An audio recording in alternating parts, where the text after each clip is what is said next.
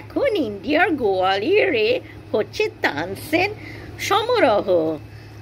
তানসেন জন্মেছিলেন 15,000 খ্রিস্টাব্দে।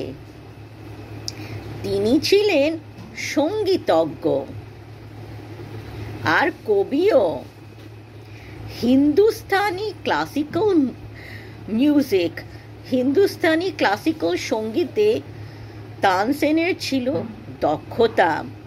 তানসেন কি সুন্দর ধ্রুপদ আর রাগ রচনা করতেন, আর গাইতেনও অসাধারণ।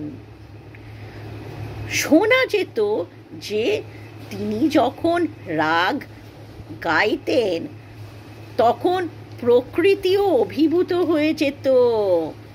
জন্তু জানোয়ার চুপ হয়ে শুনত।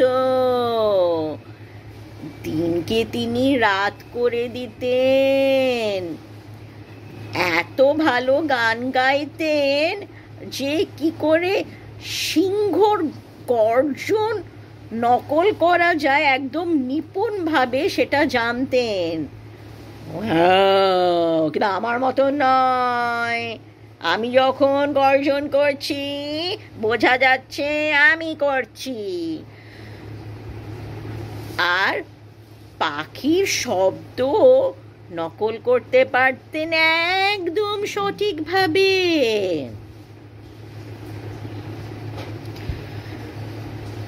15,000 খ্রিস্টাব্দে হয়তো জন্মগ্রহণ করেছিলেন, অথবা 1492 খ্রিস্টাব্দেও হতে পারে, বা 1520 খ্রিস্টাব্দেও হতে পারে।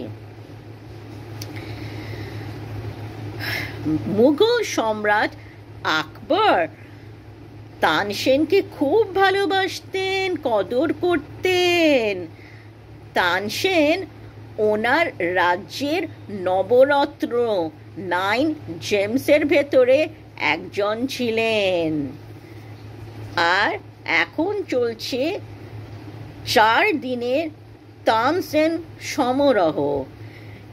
এইখানে অনেক সুরকার, গায়ক, বাদক, গীত বাদ্যকার, সঙ্গীতবিদ আসেন।